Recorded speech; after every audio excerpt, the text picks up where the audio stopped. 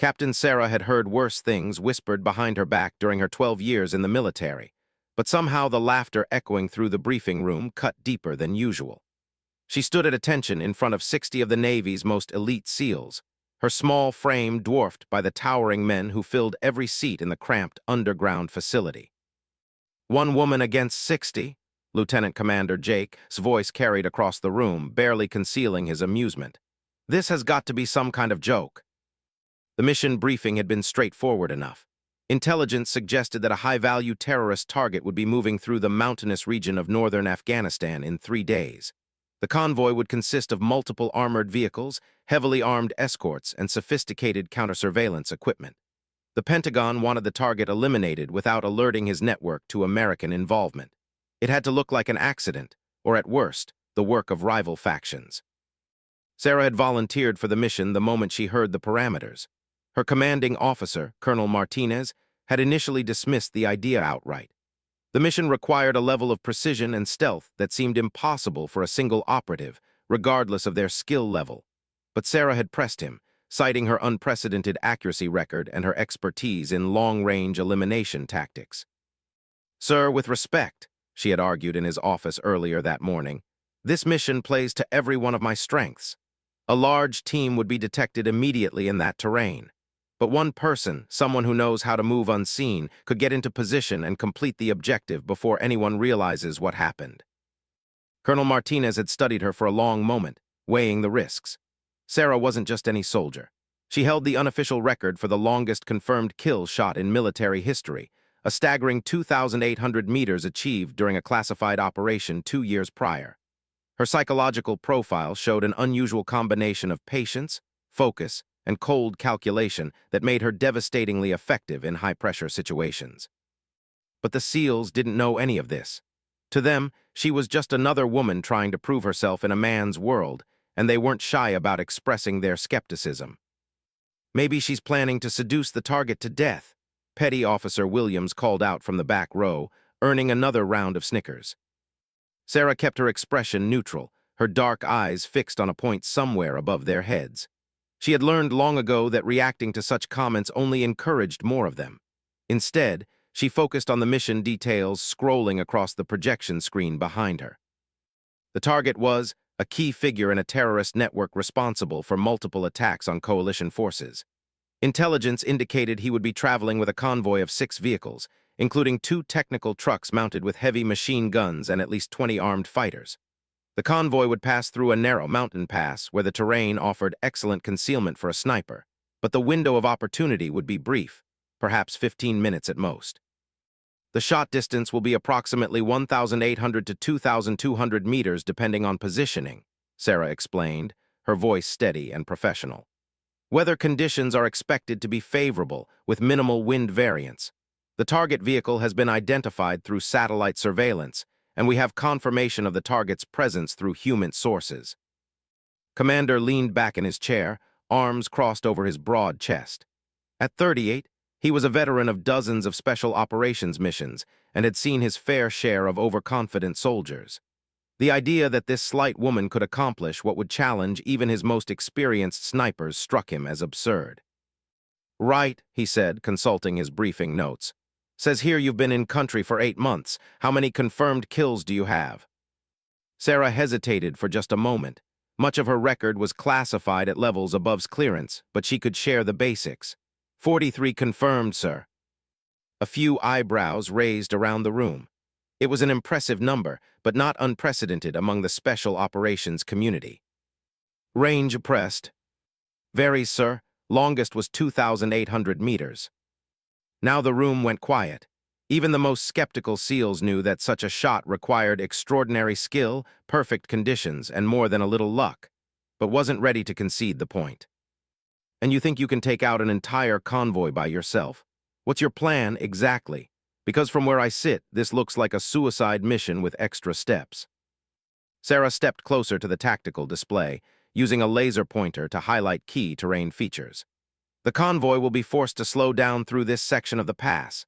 Speed reduces to approximately 15 kilometers per hour due to the hairpin turns and road conditions.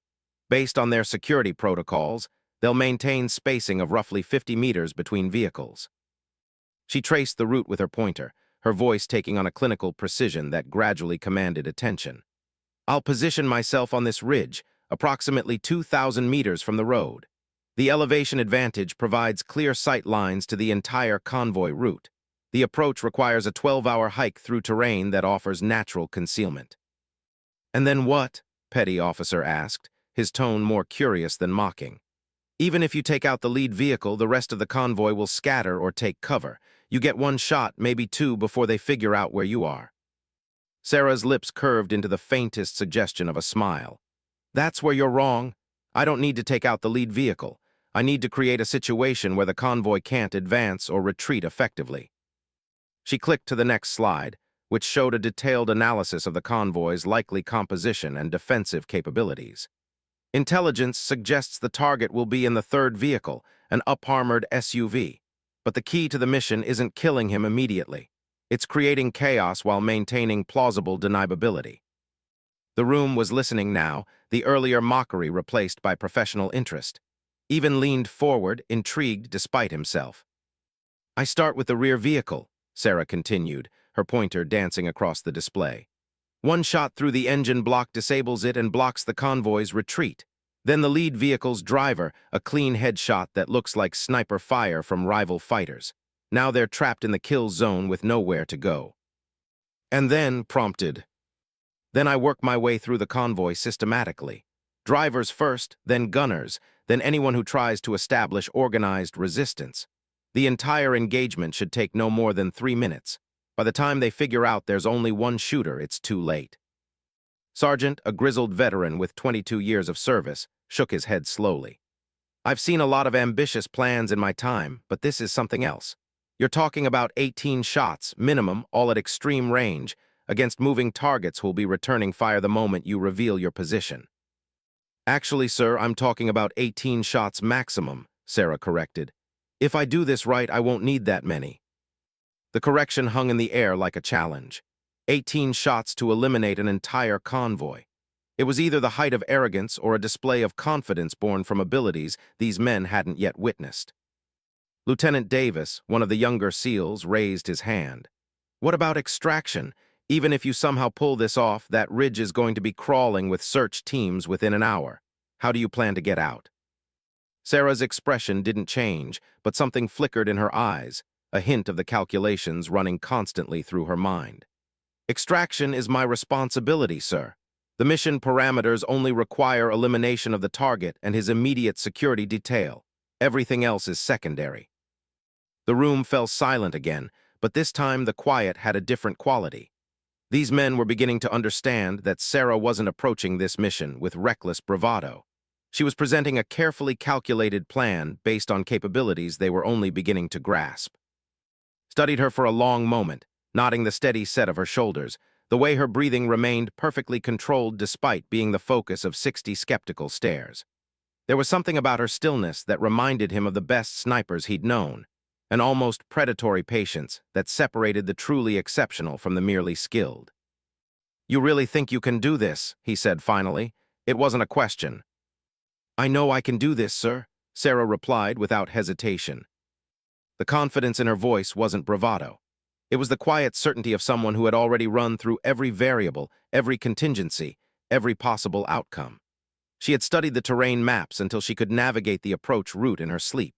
She had analyzed weather patterns, calculated bullet trajectories for different atmospheric conditions, and memorized the specifications of every weapon and vehicle the convoy was likely to carry. But more than that, she had something these SEALs didn't fully understand yet, a gift that went beyond training or equipment.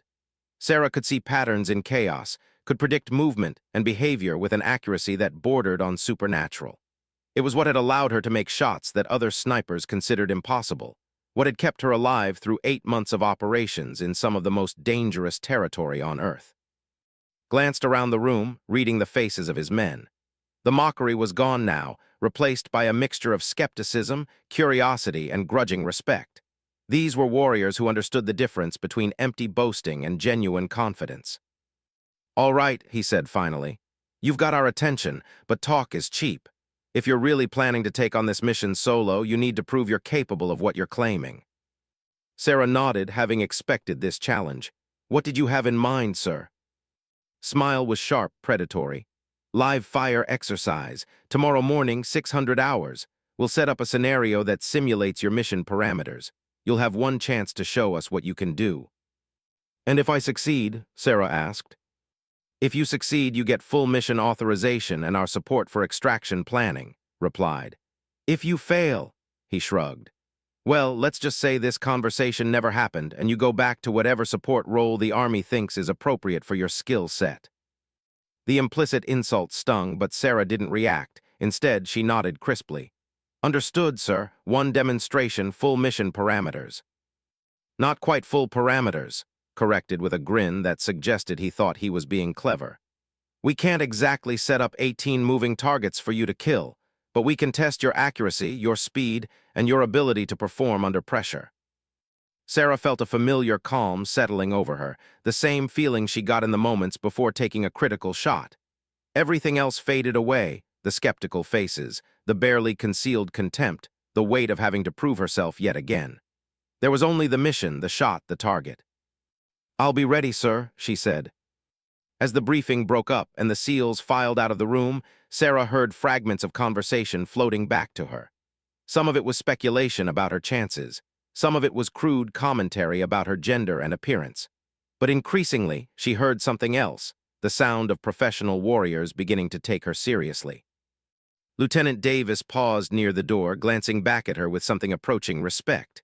He called out, "For what it's worth, I hope you prove us all wrong tomorrow." Sarah met his gaze steadily. "I will, sir." After the room emptied, Sarah remained standing in front of the tactical display, studying the terrain features one more time. Tomorrow would determine not just whether she got this mission, but whether she would ever be taken seriously as more than a novelty in the special operations community. She thought about the 18 shots she would need to make if the mission went according to plan. 18 opportunities to prove that gender, size, and the expectations of others meant nothing compared to skill, determination, and the kind of cold precision that had made her the most effective sniper her commanders had ever seen. Tomorrow, she would show 60 elite SEALs what one woman could accomplish when underestimated. And in 3 days, if everything went according to plan, she would show a terrorist convoy the same lesson, right before she eliminated them with the kind of surgical precision that would leave investigators puzzling over what had happened for months to come. The mockery would end tomorrow. The real test would come after that. Dawn broke cold and gray over the mountain training facility, casting long shadows across the valley where the SEALs had spent the night constructing what they privately called Snightmare. The live fire exercise had been designed to push beyond the limits of what any single sniper could reasonably accomplish, a deliberate attempt to demonstrate the folly of the proposed solo mission. Sarah arrived at the observation post exactly at 600 hours, carrying her customized M24 rifle system and a small pack containing ammunition and environmental monitoring equipment. She moved with the fluid economy of motion that marked experienced operators, every step deliberate and efficient. The rifle itself was a work of art, modified extensively from its factory specifications with a custom barrel, enhanced optics system, and trigger group tuned to her exact preferences. Commander was waiting for her, along with 20 other SEALs who had volunteered to witness what they expected would be an educational failure. The observation post overlooked a complex training range that stretched across 3 kilometers of mountainous terrain, designed to replicate the conditions of the upcoming mission as closely as possible. Morning greeted her, his breath visible in the crisp air. "Sleep well." "Well enough, sir," Sarah replied, immediately beginning her pre-firing routine. She set up a compact weather station to monitor wind speed and direction, checked her rifle's zero with a series of dry fires, and consulted a ballistic computer that contained atmospheric data for the current conditions. The range itself was impressive in its complexity. 18 targets had been positioned at varying distances between 1,800 and 2,200 meters, each one representing a different element of the convoy she would face in 3 days. Some targets were stationary, representing vehicles and static positions. Others were mounted on motorized platforms that would move at predetermined speeds along tracks, simulating the movement of personnel and mobile threats. But the SEALs had added their own special touches to increase the difficulty. Smoke generators would create visual interference at random intervals, Audio systems would play the sounds of gunfire and explosions to test her concentration under simulated combat stress. Most challenging of all, several targets would only be exposed for brief windows of time, requiring split-second timing and perfect shot placement. "Here's how this works," explained, pointing to a detailed range diagram. "You'll have exactly 15 minutes to engage all 18 targets, just like the time window you'll have during the real mission. Miss more than 2 shots, take longer than 15 minutes, or fail to maintain proper fire discipline, and you wash out." Sarah nodded, studying the target layout with the same intensity she'd previously focused on the convoy route. Each target required not just accurate shooting, but tactical thinking. The sequence of engagement would be critical. Some targets would become impossible to hit once others were eliminated, and the movement patterns of the mobile targets created brief windows of opportunity that couldn't be missed. "What constitutes a successful hit?" she asked, adjusting the focus on her rifle scope. "Center mass on personnel targets, engine block equivalent on vehicle targets," replied. "We've got sensors that will register impact location and timing. No credit for wounding shots or near misses." Sergeant approached carrying a radio and timing device. "We'll give you a 5-minute warning before we start the exercise. Once the clock begins, you're committed. No do-overs, no equipment malfunctions, no excuses." "Understood, sir," Sarah replied, settling into a prone shooting position behind a low barrier that simulated the cover she would have during the actual mission. The position offered a clear view of the range, but required her to engage targets across a wide arc, forcing her to adjust her position repeatedly during the exercise. As the SEALs took their positions at the observation post, Sarah began her final preparations. She loaded 18 rounds into 3 6-round magazines, each cartridge hand-selected for consistency and optimal ballistic performance.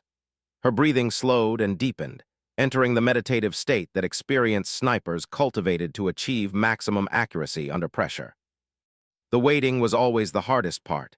In the silence before action, doubts could creep in, external pressures could build, and the weight of expectation could become overwhelming. But Sarah had learned to use these moments differently, transforming nervous energy into laser focus. She thought about the path that had led her here. Growing up in rural Oregon, she had learned to shoot on her grandfather's ranch, hunting deer and elk across terrain not unlike what she faced today. Her natural talent had been evident from an early age, but it was the discipline and patience her grandfather had taught her that made the difference between being a good shot and being truly exceptional. The military had refined those natural abilities with technical training, advanced equipment, and exposure to combat conditions that would have broken many soldiers. 8 years of specialized training had transformed her from a gifted amateur into a precision instrument of warfare. But the core skills, the ability to read wind and distance, to control breathing and heartbeat, to maintain focus under extreme stress, those had been forged in the mountains of her childhood. 2 minutes called out. Sarah made final adjustments to her scope, compensating for the atmospheric conditions and the specific ballistics of her ammunition. The morning air was still and cold, ideal conditions for long-range shooting.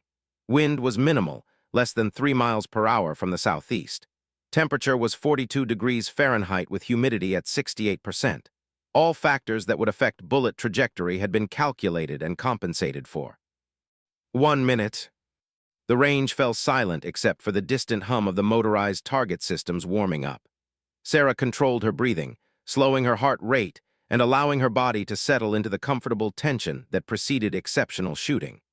Every muscle was relaxed except those required to maintain perfect position and trigger control. Begin exercise. The range exploded into controlled chaos as target systems activated simultaneously. Smoke began billowing from several positions, audio systems started playing the recorded sounds of combat, and mobile targets began their predetermined movement patterns. To an observer, it looked like a confusing maze of threats and obstacles designed to overwhelm any single shooter. But Sarah saw it differently. Through her scope, the chaos resolved into patterns and sequences, predictable movements and vulnerable moments. Her first target was already in her sights, a vehicle simulator positioned at 2,100 meters that would only be exposed for 30 seconds before moving into cover. The shot broke cleanly, the rifle's recoil absorbed perfectly by her body position. Through her scope, she saw the impact marker flash confirming a center hit. She was already transitioning to her second target before the sound of the first shot had finished echoing across the valley. Target 2 was a mobile personnel simulator moving left to right at 1,850 meters. She led the target by 18 inches, accounting for its movement speed and the bullet's flight time. Another clean hit, the impact occurring exactly as the target reached the center of its exposed position. The SEALs watching from the observation post had expected to see careful, methodical shooting with long pauses between shots as she calculated each engagement. Instead, they witnessed something that bordered on supernatural, a flowing sequence of movements as Sarah transitioned between targets with mechanical precision, while maintaining the kind of accuracy they associated with much closer range engagements. Target 3 required a position change as it was masked by terrain from her initial firing point. Sarah moved 15 feet to her right, re-established her shooting position, and engaged the target in less than 20 seconds. Hit. Target 4 was partially obscured by smoke, visible only as a vague outline at 2,000 meters. She waited 3 seconds for the smoke to clear enough to identify the target's center mass, then placed her shot perfectly. Hit. "Jesus Christ," Lieutenant Davis whispered too. "She's not even hesitating. It's like she knew exactly where every target would be before she started." Didn't reply, too focused on what he was witnessing to engage in conversation. Sarah's shooting was technically perfect, but it was more than that. She was demonstrating a level of tactical thinking and situational awareness that he'd only seen in the most experienced special operations veterans. Each target engagement was being executed not just accurately, but in the optimal sequence to maximize efficiency and maintain the element of surprise. Target 5 was the most challenging yet, a mobile simulator that would be exposed for only 8 seconds as it moved between two terrain features. Sarah tracked its movement, predicted its path, and fired at what appeared to be empty air. 2 seconds later, the target moved into her bullet's path, and the impact sensors registered a perfect center mass hit. By target 7, the pattern was becoming clear to the observing SEALs. This wasn't just exceptional marksmanship. It was a demonstration of capabilities that exceeded anything in their experience. Sarah was engaging targets faster than seemed physically possible while maintaining accuracy that would have been impressive at half the distance. Target 8 required her to engage through a narrow gap between two obstacles, a shot that was available for less than 5 seconds. She took it without apparent hesitation, the bullet threading through the gap to strike the target's center mass. Target 9 was positioned to test her ability to engage threats at different elevations. She adjusted her aim point up 12 minutes of angle and delivered another perfect hit. The sound of her rifle had settled into a steady rhythm, one shot every 20 to 30 seconds with brief pauses for position changes. No wasted motion, no hesitation, no misses. Each engagement was executed with the kind of cold efficiency that separated true professionals from merely skilled amateurs. Target 10 was designed to be impossible, a small personnel simulator visible only through a 12-inch gap at maximum range, exposed for just 6 seconds. The SEALs had included it as a way to demonstrate that some shots simply couldn't be made under field conditions, regardless of the shooter's skill level. Sarah studied the target through her scope for 15 seconds, calculating wind drift, bullet drop, and the precise timing required to thread her shot through the narrow window. She fired at what appeared to be solid ground 2 seconds before the target became visible. When the simulator moved into position, her bullet was waiting for it. "That's not possible," Petty Officer Williams said flatly. "She fired before the target was visible. There's no way she could have known exactly when it would appear." But was beginning to understand something about Sarah that the briefing files hadn't conveyed.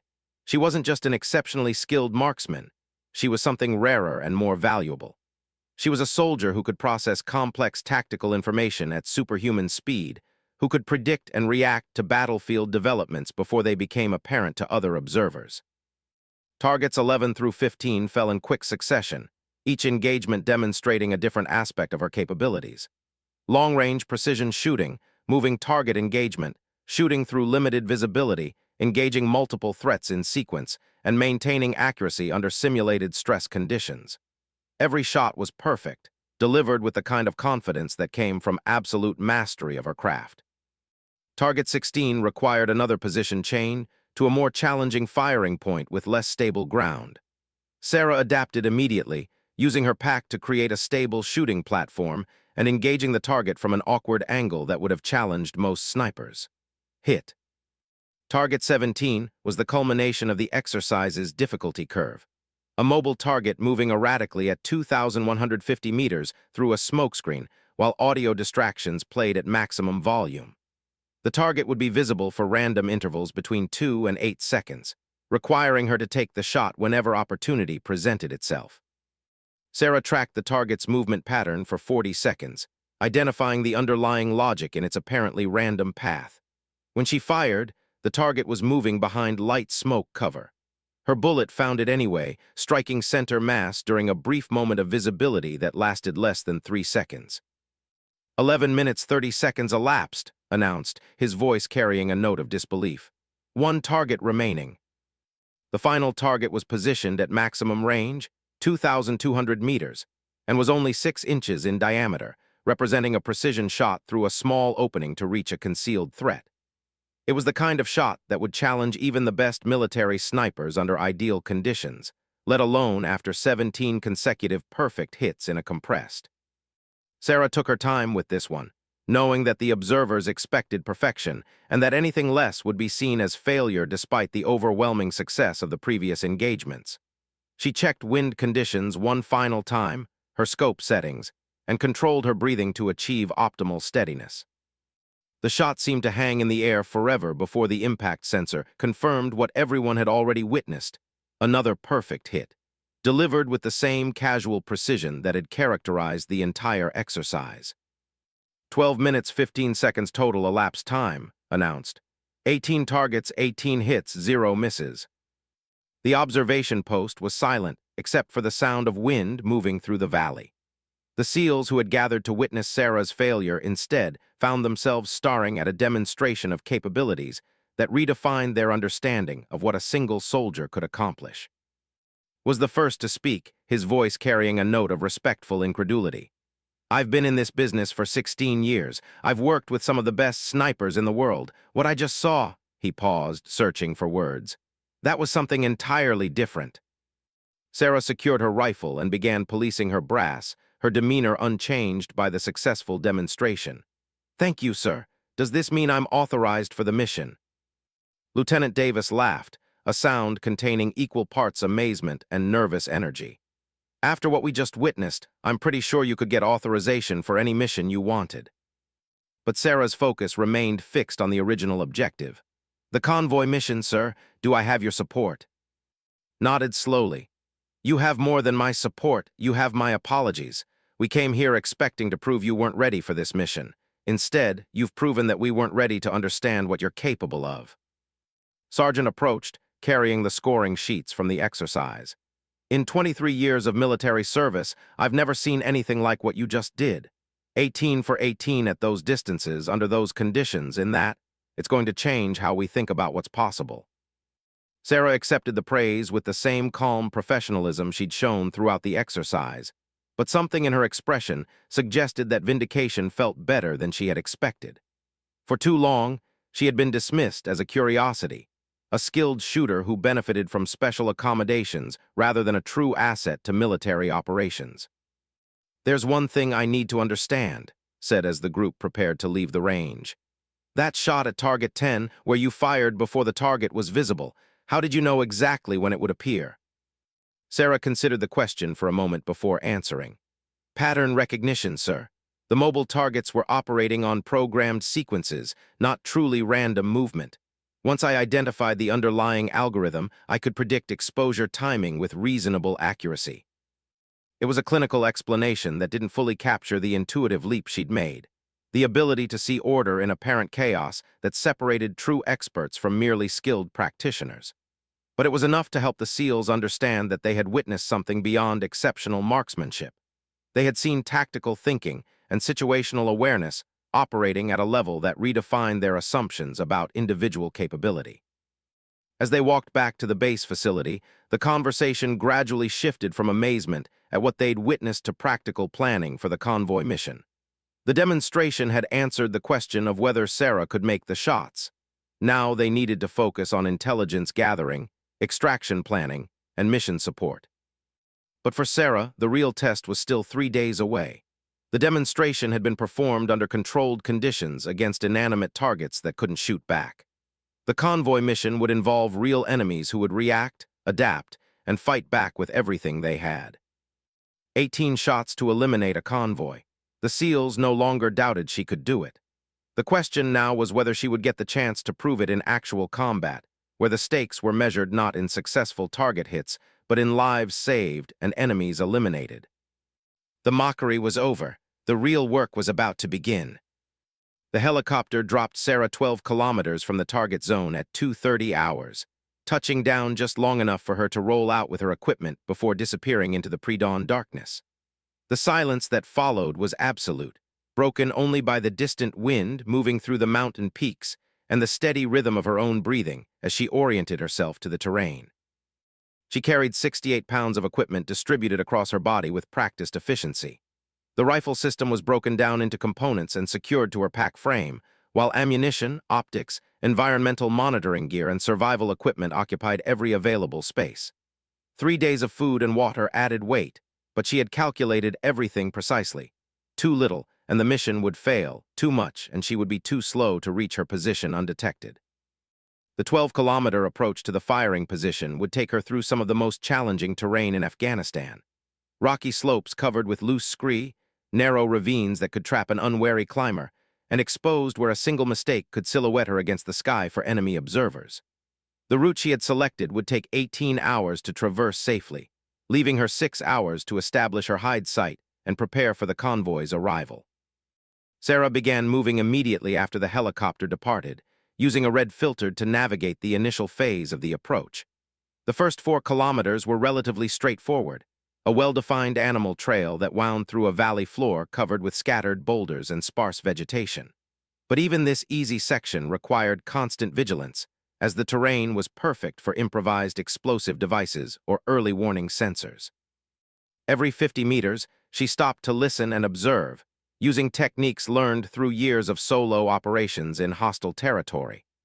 Her ears had adapted to filter natural sounds from artificial ones, to distinguish between the movement of animals and the displacement of equipment by human beings. Her eyes swept constantly across her field of view, looking for the subtle signs that indicated human presence, unnatural straight lines, colors that didn't belong in the environment, or the brief reflection of light from metal or glass. The intelligence briefing had indicated that the area was generally clear of enemy activity, but Sarah knew better than to rely entirely on intelligence reports. Enemy forces in Afghanistan had developed sophisticated methods for avoiding detection by American surveillance systems, and she was entering territory that they knew far better than she did.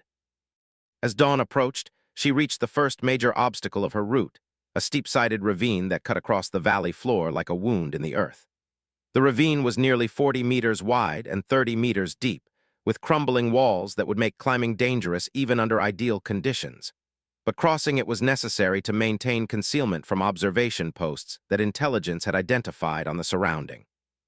Sarah spent 30 minutes studying the ravine, identifying the safest crossing point and the best route down and up the opposite wall.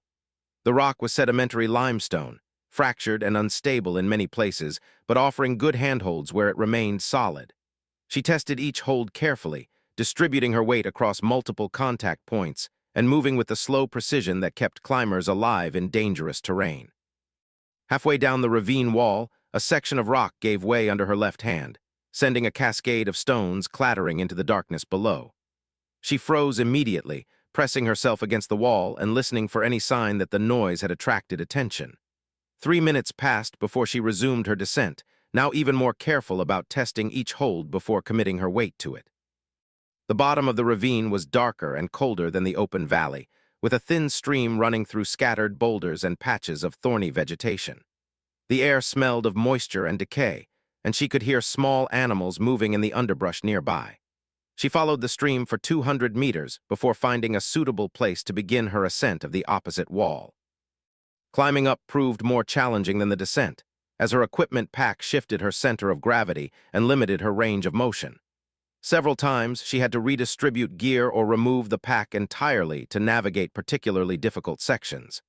But she maintained her schedule, reaching the top of the ravine as the first hints of sunrise began to lighten the eastern horizon.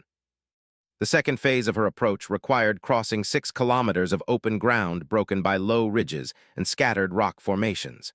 This was the most dangerous part of the route, as there were few places to hide if she encountered enemy patrols or surveillance. She would have to rely on movement during low-light periods and careful route selection to avoid detection. Sarah waited until full daylight before beginning this phase, using the improved visibility to identify the safest path across the exposed terrain. She moved in short rushes between covered positions, using every fold in the ground and every rock formation to break up her silhouette. Progress was slow but steady, each movement calculated to minimize exposure while maintaining her timeline for reaching the firing position. By midday, the temperature had risen to over 90 degrees Fahrenheit, and the sun was reflecting off the rocky terrain with painful intensity. Sarah's water consumption increased as her body worked to maintain core temperature, but she resisted the urge to drink more than her carefully calculated rations. Running out of water during the mission would be catastrophic, and she needed to maintain strict discipline regardless of her immediate discomfort. The heat also affected her equipment in ways that would impact the mission's success. Her rifle scope would need to be re-zeroed to account for thermal expansion of the barrel and changes in ammunition performance. The ballistic computer would need updated atmospheric data to maintain accuracy at extreme range. Even her clothing and equipment would expand and shift, potentially affecting her shooting position and comfort during the critical engagement period. As afternoon stretched toward evening, Sarah reached the base of the ridge system that contained her intended firing position. The final 2 kilometers of approach would be the most technically demanding, requiring her to climb nearly 1,000 vertical feet through terrain that offered excellent concealment, but required expert mountaineering skills to navigate safely. The ridge was composed of ancient granite, weathered into fantastic formations by thousands of years of wind and water erosion. Deep chimneys and narrow ledges provided routes upward, but each required careful evaluation to ensure they led to the summit rather than terminating in impassable cliff faces. Sarah had studied satellite imagery of the ridge for hours, but the reality of the terrain was always more complex than any photograph could convey. She began her ascent as the sun touched the western horizon, using the golden hour light to navigate the most difficult sections, while shadows provided concealment from distant observation. The climbing was technical but not extreme, requiring steady nerves and good technique rather than exceptional strength or agility. Her equipment pack made everything more challenging, but she had trained extensively with full gear and knew how to move efficiently despite the burden. 3 hours after beginning her climb, Sarah reached a narrow ledge approximately 50 feet below the ridge crest.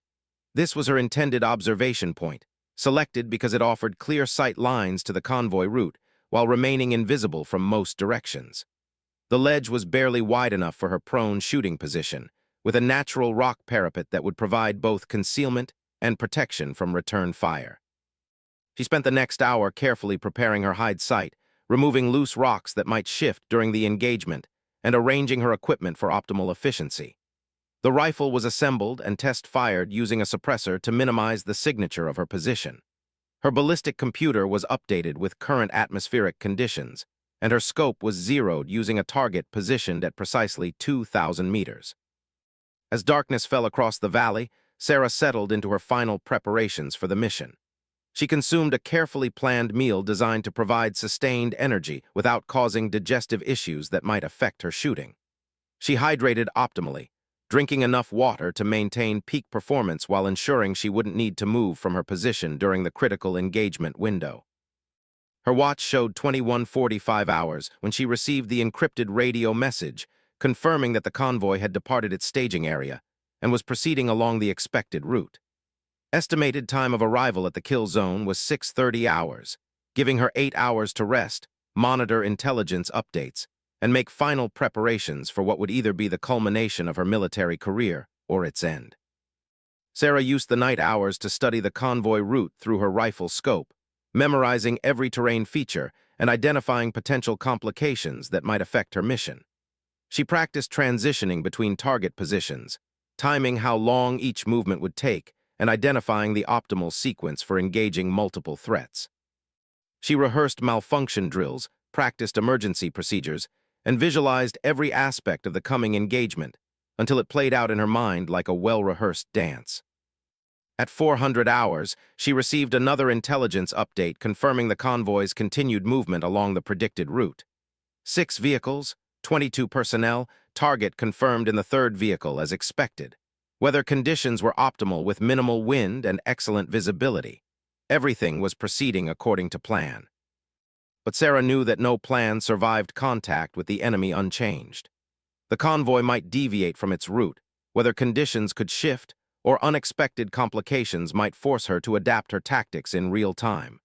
The difference between success and failure would be her ability to think clearly under pressure and make correct decisions when circumstances demanded improvisation.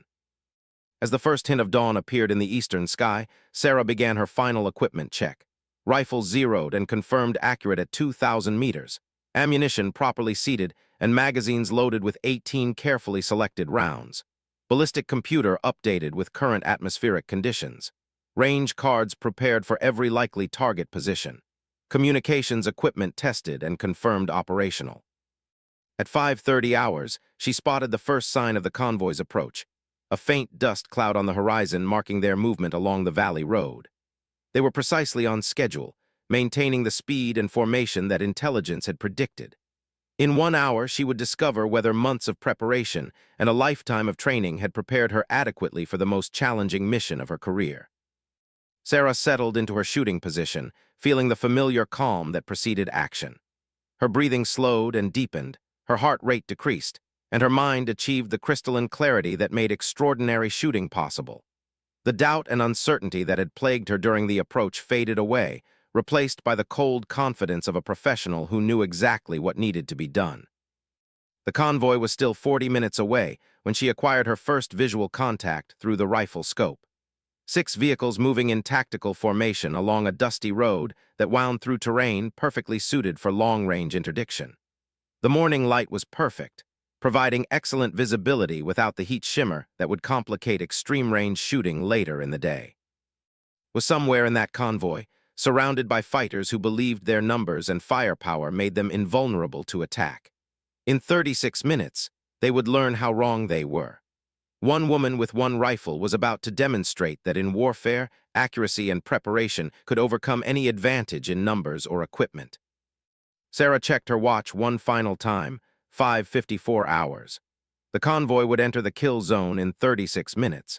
18 shots to eliminate 22 enemies and complete a mission that 60 elite SEALs had initially considered impossible. She was ready. The convoy entered the kill zone at exactly 6:30 hours, moving at the predicted 15 kilometers per hour through the narrow mountain pass. Sarah watched through her rifle scope as 6 vehicles wound their way along the dusty road below, their occupants unaware that death was observing them from a granite ledge 2 kilometers away. The formation was exactly as intelligence had predicted: a lead pickup truck with a mounted machine gun, followed by 2 technical vehicles providing mobile firepower. Then the target's armored SUV in the protected center position, another technical vehicle, and finally a rear guard pickup that would serve as Sarah's first target. Was visible through the SUV's rear window, a thin man in traditional Afghan dress who appeared relaxed and confident as his convoy moved through territory he considered secure. He had no reason for concern. His fighters were experienced, his vehicles were well armed, and intelligence sources had assured him that no American forces were operating in this area. Sarah's breathing had settled into the steady rhythm that preceded precision shooting. Her heart rate had decreased to 50 beats per minute, slow enough to allow shooting between heartbeats when blood pressure spikes could affect accuracy. Every muscle in her body was relaxed except those required to maintain perfect position and trigger control. The first shot had to be perfect. The rear vehicle carried a radio operator and 4 fighters whose job was to provide security against pursuit. Eliminating them would prevent the convoy from calling for reinforcements, while creating the impression that the attack was coming from behind rather than from the ridge above. Sarah placed her crosshairs on the rear pickup's engine block, aiming for a point that would disable the vehicle while creating maximum confusion among its occupants. The range was 2,180 meters with a slight crosswind from the southeast. She made minute adjustments to her aim point and controlled her breathing to achieve optimal steadiness. The shot broke cleanly at the bottom of her respiratory pause, the rifle's recoil absorbed perfectly by her body position. Through her scope, she watched the bullets impact blow, steam, and metal fragments from the pickup's engine compartment. The vehicle immediately began losing power, rolling to a stop as its engine seized and died. The fighters in the rear pickup were shouting and pointing in different directions, trying to identify where the attack had originated. Their confusion was exactly what Sarah had intended.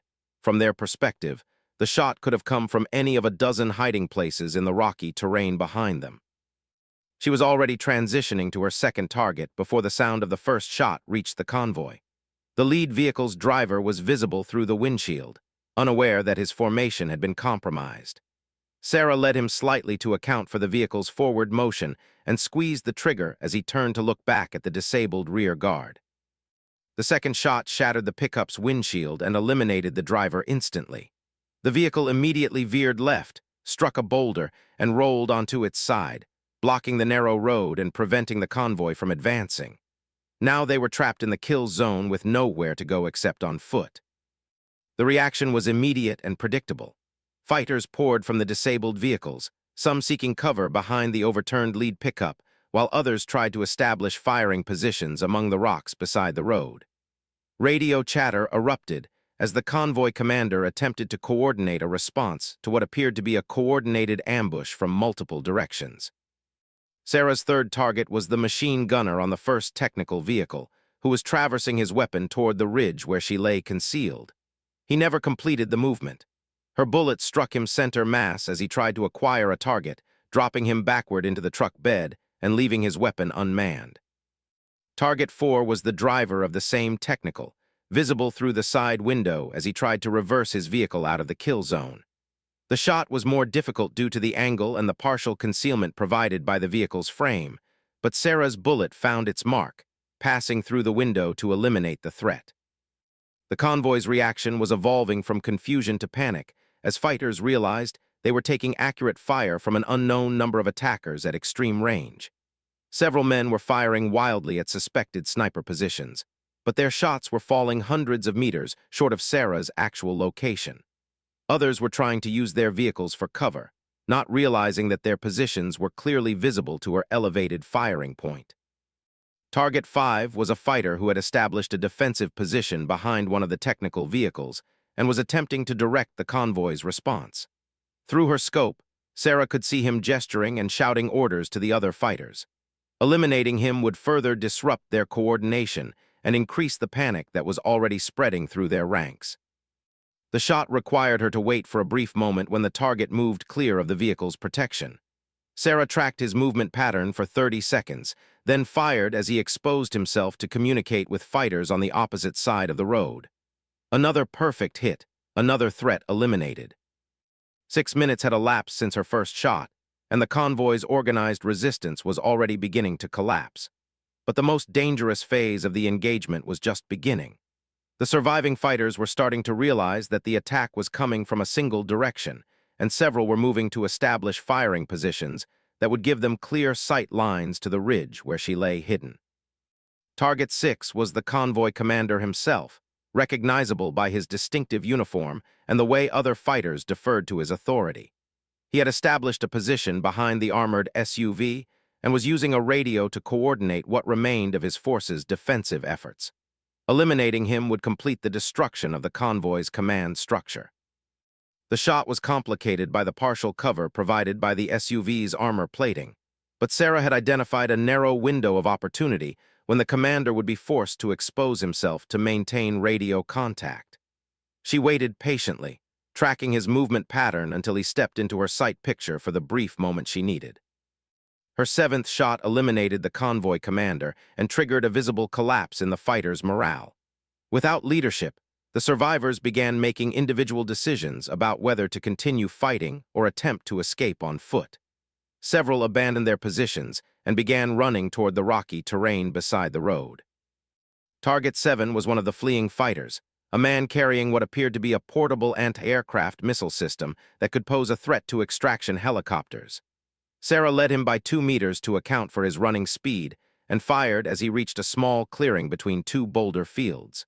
The shot dropped him immediately, and the missile system tumbled into a ravine where it would be impossible to recover.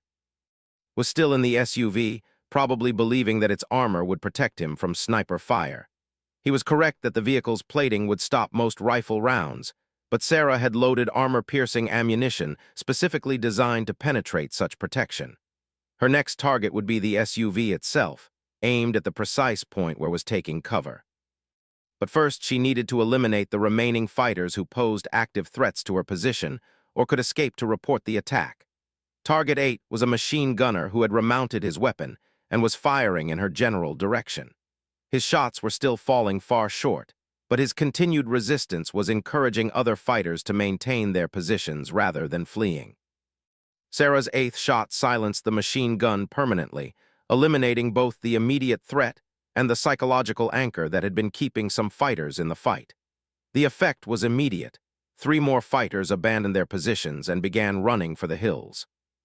Target 9 was the most technically challenging shot of the engagement so far. One of the fighters had reached a position among the rocks where only his head and shoulders were visible, and he was armed with a rifle equipped with a telescopic sight. He represented the only real threat to her position, as his weapon was capable of reaching her range if he could identify her location. The target was small and partially concealed, requiring absolute precision under combat stress. Sarah took extra time to ensure perfect sight alignment, controlled her breathing to achieve optimal steadiness, and fired when all conditions were optimal.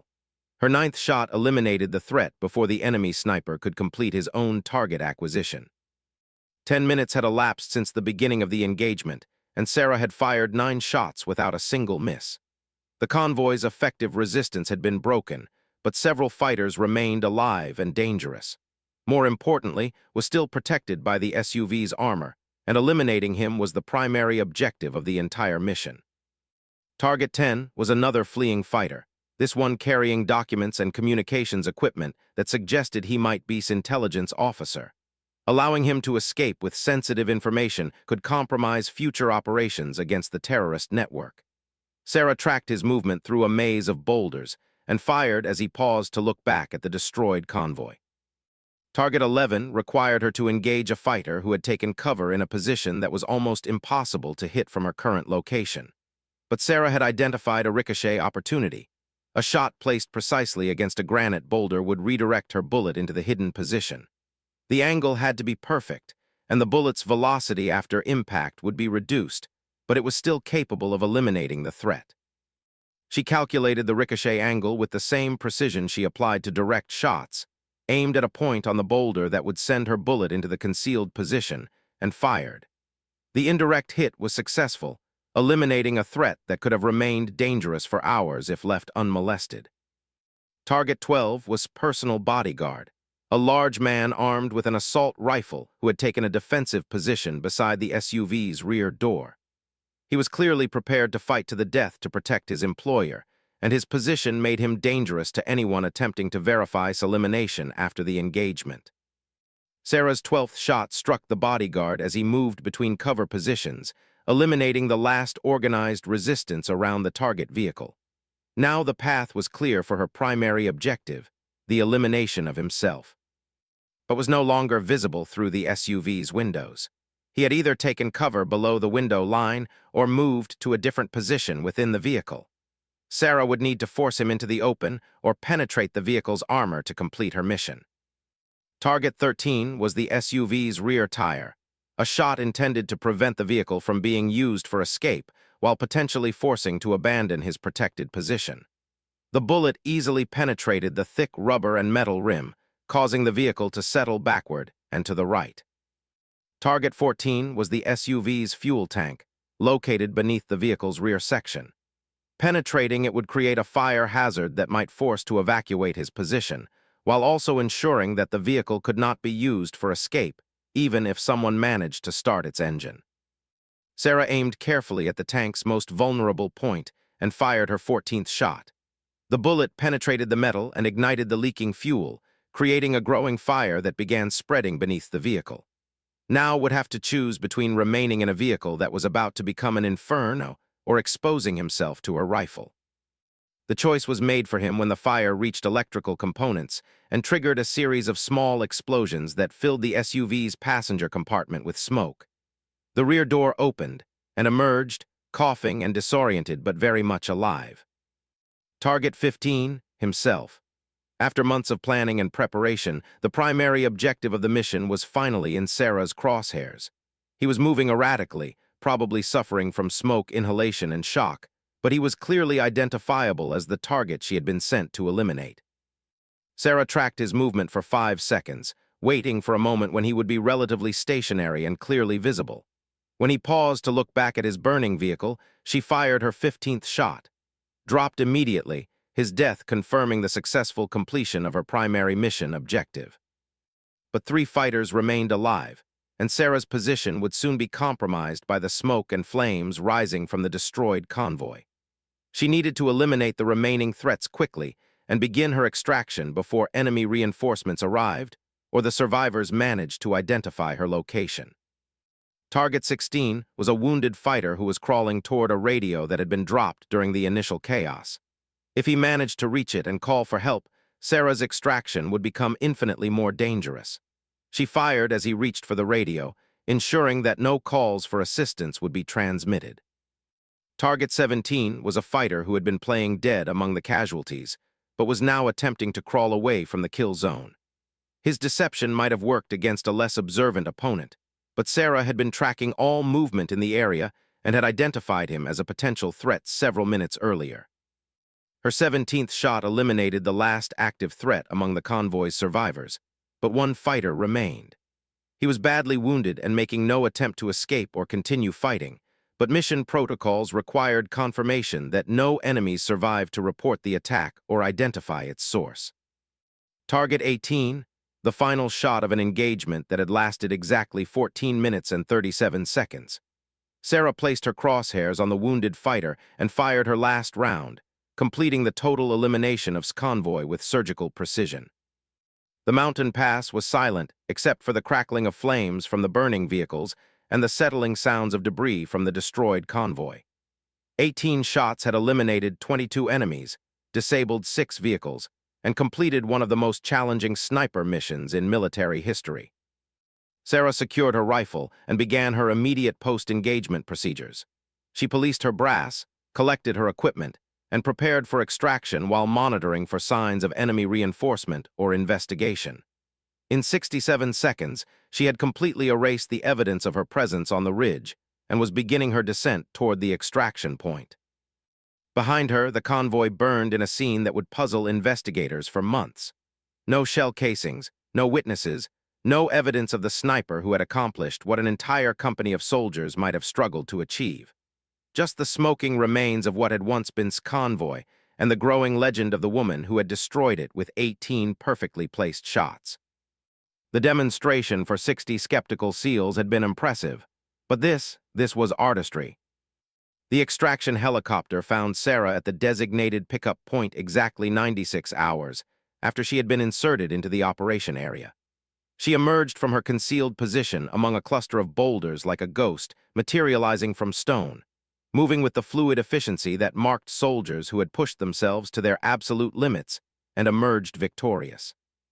The pilot, Chief Warrant Officer Martinez, had flown hundreds of extraction missions during his 15 years of military service, but something about Sarah's demeanor as she approached the aircraft made this one feel different. She carried herself with the quiet confidence of someone who had just accomplished something extraordinary, but there was no swagger or bravado in her movements. Instead, she radiated the calm satisfaction of a professional who had executed a complex task with perfect precision. "Package secure," she reported through her headset as the helicopter lifted off from the rocky landing zone. "Mission complete." The flight back to base would take 3 hours, crossing terrain that looked deceptively peaceful in the afternoon sunlight. Below them, the mountains of Afghanistan stretched endlessly in all directions, hiding countless secrets and stories that would never be told. But somewhere in those peaks lay the smoking remains of Convoy, a puzzle that would occupy intelligence analysts and investigators for months to come. Sarah used the flight time to complete her mission debriefing notes, recording every detail while the events were still fresh in her memory.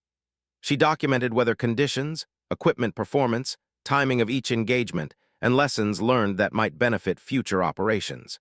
It was tedious work, but essential for maintaining the high standards that made such missions possible. The helicopter touched down at the forward operating base as the sun was setting behind the western mountains, painting the sky in brilliant oranges and purples. Waiting for Sarah on the landing pad was a reception committee she hadn't expected, Commander and 12 of the SEALs who had witnessed her demonstration 4 days earlier.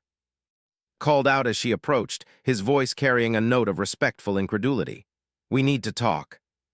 The debriefing room was crowded with officers from multiple services, all eager to understand how a single soldier had accomplished what they had initially considered impossible. Intelligence officers wanted details about the convoy's composition and security procedures. Operations planners wanted to know about her approach route and firing position. Equipment specialists wanted to examine her rifle and discuss the ammunition she had selected. But it was who asked the question that everyone was thinking. How many shots did you actually fire? Sarah consulted her notes before answering. 18 rounds expended, 18 targets eliminated. Mission duration 14 minutes, 37 seconds from first shot to last. The room fell silent as the implications sank in. 18 shots to eliminate an entire convoy without a single miss under combat conditions at extreme range. It was the kind of performance that redefined understanding of what individual soldiers could accomplish when properly trained and equipped. "The convoy never identified your position?" Lieutenant Colonel Stevens asked. He was the base intelligence officer responsible for assessing the tactical implications of Sarah's success. "Negative, sir. Return fire was ineffective and poorly directed. The enemy never identified the actual source of the attack before resistance collapsed." Stevens nodded slowly, making notes in his briefing folder. "And elimination was confirmed." "Positive identification through rifle scope at time of engagement," Sarah replied. "Target eliminated with single shot at range of 2,090 meters." The debriefing continued for 2 hours, covering every aspect of the mission in exhaustive detail. Sarah answered each question with the same clinical precision she had brought to the shooting, providing information that would help refine tactics and procedures for future similar operations. But beneath her professional demeanor, she was beginning to process the emotional impact of what she had accomplished. 4 days earlier, she had been dismissed as an overconfident soldier attempting a mission beyond her capabilities. Now, she was sitting in a room full of senior officers who were struggling to understand how she had exceeded every expectation so completely. The validation felt better than she had expected, but it also came with the sobering realization that her success would bring new pressures and expectations. After the formal debriefing concluded, asked her to remain behind for a private conversation. The room emptied except for the two of them, and he studied her with the careful attention he gave to tactical problems that required creative solutions. "I owe you an apology," he began. 4 days ago, I thought you were either delusional or setting yourself up for a spectacular failure. What you accomplished out there."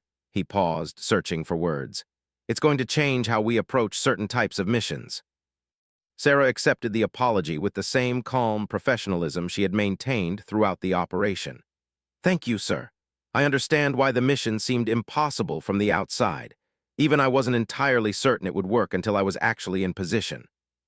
Leaned forward, his expression serious. "That's what I want to understand. You made it look easy, but I know it wasn't. What made the difference between success and failure out there?" Sarah considered the question carefully before responding. "Preparation, sir. Every aspect of the mission was planned and rehearsed until it became automatic. But beyond that," she paused, trying to articulate something that was difficult to explain.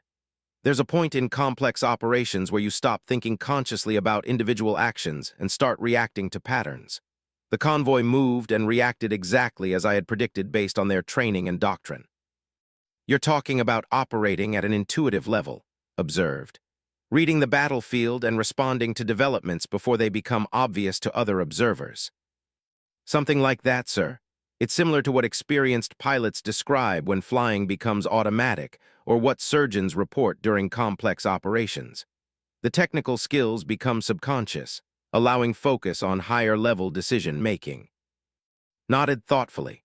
During his years in special operations, he had worked with soldiers who operated at this level, individuals whose combination of training, experience, and natural ability allowed them to achieve results that seemed impossible to outside observers.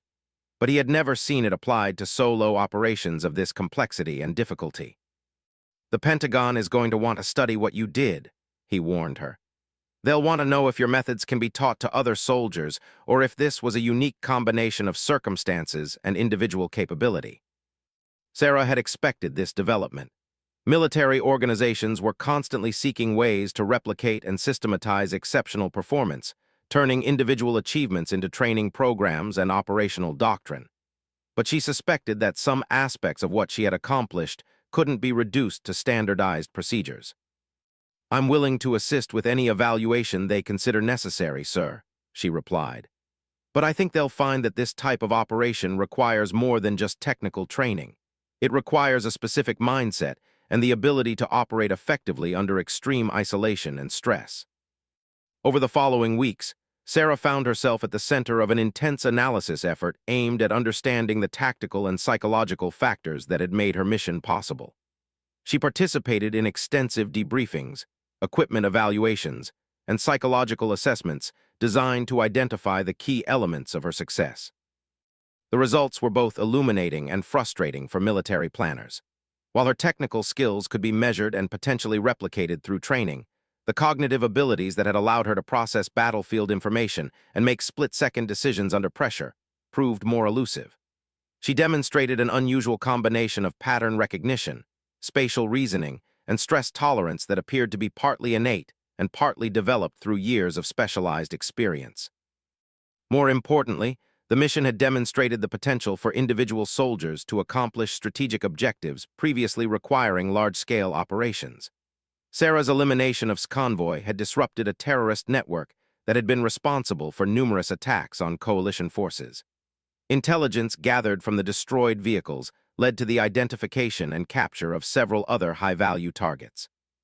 But perhaps the most significant impact of the mission was on the attitudes of the special operations community toward individual capability and mission planning. The assumption that certain objectives required large teams and complex support structures had been challenged by Sarah's solo success. Military planners began reconsidering the possibilities for small-scale, high-precision operations carried out by exceptional individual operators. 3 months after the Convoy mission, Sarah received orders transferring her to a newly established special operations unit focused on solo infiltration and precision elimination missions. The unit was small, highly classified, and designed to handle objectives that were too sensitive for conventional special operations teams or too dangerous for larger-scale operations. Commander had recommended her for the assignment personally, citing not just her technical abilities, but her psychological resilience and tactical thinking under extreme pressure. The letter of recommendation he wrote for her personnel file would become legendary within the special operations community. Captain represents the highest possible standard of individual military capability. Her combination of technical skill, tactical intelligence, and psychological stability makes her uniquely qualified for operations that would challenge entire teams of conventional operators. On her last day at the forward operating base, Sarah stood on the helicopter landing pad where she had been extracted after the Convoy mission, looking out at the mountains where she had achieved the defining success of her military career. The peaks looked the same as they had months earlier, but she understood that she had changed in ways that would shape the rest of her life. The mockery of 60 SEALs seemed like something from another lifetime, a memory from before she had proven what one person could accomplish with sufficient skill and determination. But more than the external validation, she valued the internal knowledge that she had pushed herself to her absolute limits and emerged victorious. The helicopter that would take her to her new assignment was approaching from the south, its rotor noise echoing off the valley walls. As she prepared to board, Sarah thought about the 18 shots that had changed everything, not just for her career, but for military understanding of individual capability under extreme conditions. Convoy had learned too late that numbers and firepower meant nothing against precision and preparation. The 60 SEALs who had initially doubted her capabilities had learned that their assumptions about gender and physical capability were irrelevant when measured against skill and determination.